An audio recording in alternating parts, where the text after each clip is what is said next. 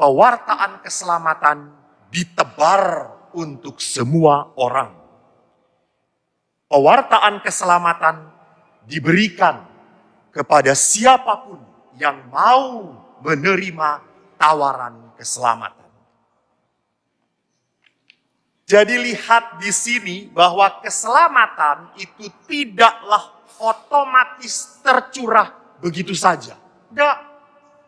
Berkat Allah itu memang melimpah, tetapi belum tentu menghidupi orang itu. Maka keselamatan itu pertama-tama harus diterima, kedua dialami, dan ketiga menjadi pola hidup. Bagaimana keselamatan itu diterima? Tadi kita dalam Injil mendengar Yesus berkata, baptislah mereka dalam nama Bapa dan Anak dan Roh Kudus. Dalam pembaptisan kita harus sadar bahwa kita oleh Yesus dimasukkan ke dalam persekutuan Allah. Maka Yesus berkata, baptislah dalam nama. Bukan saya melakukan ini dalam nama Tuhan. Tidak, engkau dimasukkan ke dalam persekutuan Allah. Engkau menjadi milik Tuhan. Maka kalau engkau menerima Yesus, engkau pun harus menerima Bapa. Karena Bapa adalah asal mula dari Yesus. Dan kau pun harus menerima Roh Kudus. Karena Roh Kudus adalah pribadi yang meneruskan karya Yesus. Jadi jangan sampai Anda berkata, maaf kami Katolik, kami itu gerejanya Yesus, bukan gerejanya Roh Kudus. Itu saudara-saudara kita tuh yang gereja Roh Kudus, itu gerejanya Roh Kudus. Tidak. Di dalam diri Yesus pun, Yesus memperlihatkan kesatuan mereka. Nah, kalau kita masuk dalam persekutuan dengan Allah, yang kedua, kita pun harus mengalami Tuhan. Kalau mengalami Allah itu berarti apa? Ya mengalami kasih. Karena Bapa, Putra, dan Roh Kudus ada di dalam ikatan kasih. Tidak mau menjadi satu lebih besar daripada yang lain. Tidak ada Bapa, Putra, Roh Kudus itu bersaing. Tidak ada. Tidak ada Bapa, Putra, dan Roh Kudus itu menganulasi, menghilangkan yang satu dengan yang lain. Tidak. Mereka dalam persekutuan kasih. Jadi kalau kita masuk ke dalam Allah, berarti kita harus mengalami pengalaman kasih. Dan Injil Matius amat sangat menekankan itu. Lihat dalam Injil Matius bab 1 ayat 23. Malaikat memperkenalkan kepada Yosef, nanti bayi yang akan dikandung oleh Maria adalah Immanuel. Itu, pertama sudah mengatakan Immanuel. Lalu tadi yang baru kita dengar, itu penutup dari Injil Matius, bab 28 ayat 20. Mengatakan apa? Allah menyertai kamu senantiasa sampai akhir zaman. Apa itu artinya, Bu? Kalau Allah menyertai kita sampai akhir zaman? Ibu? Apa artinya, Bu?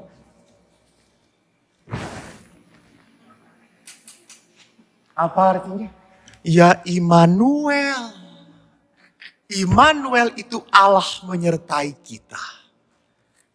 Jadi Matius itu membungkus Injilnya dengan kata-kata Allah itu menyertai kita.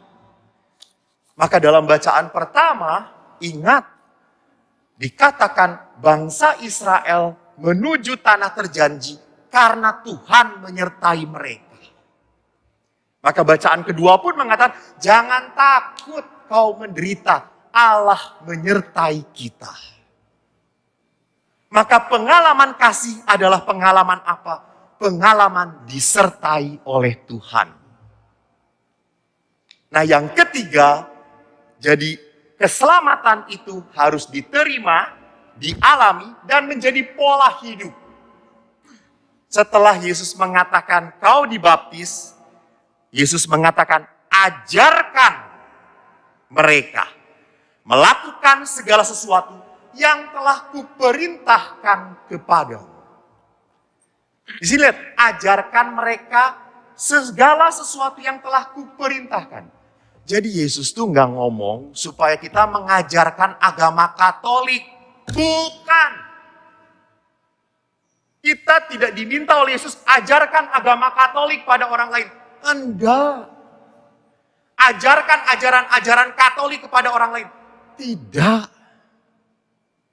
Yesus meminta kita untuk mengapa?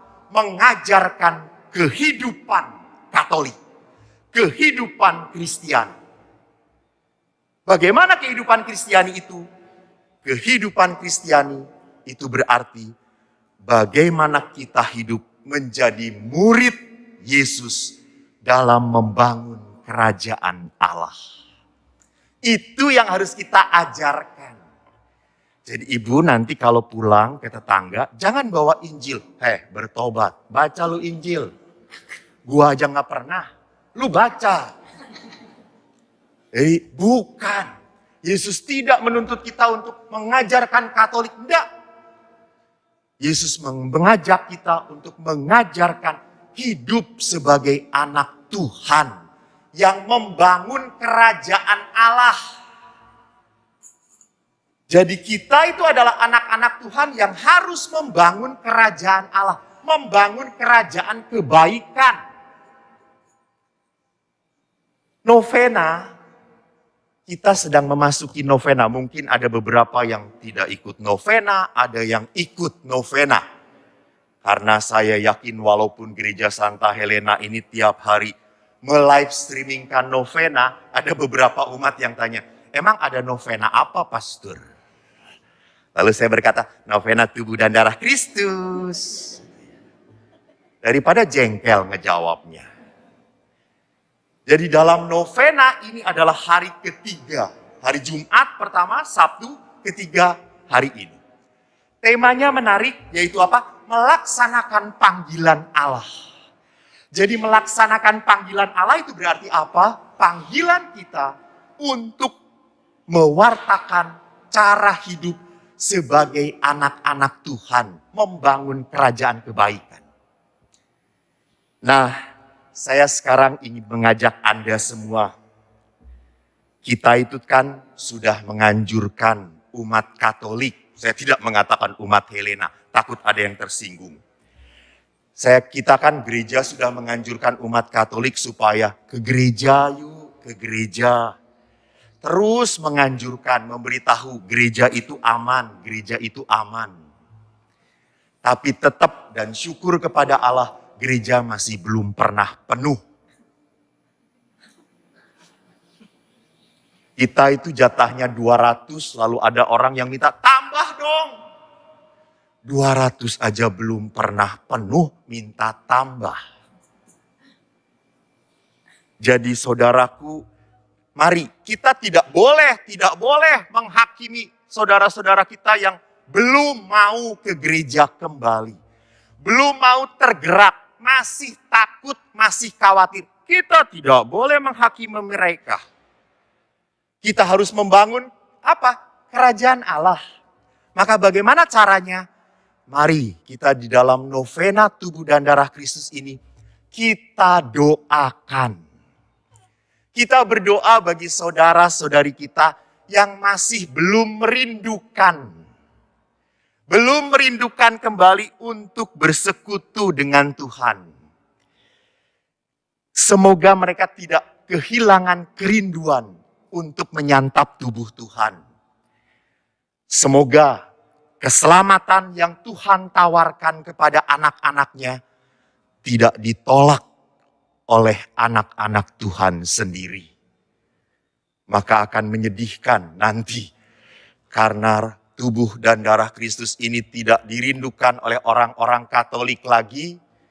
Maka akhirnya gereja berkata, tubuh dan darah Kristus akan diberikan pada siapapun yang mau menerima.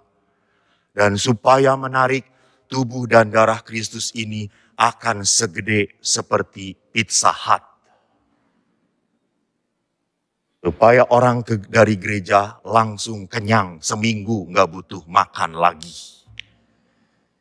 Rasanya tidak perlu seperti itu. Kita berdoa supaya keselamatan Allah tetap ada, diterima oleh anak-anak Tuhan.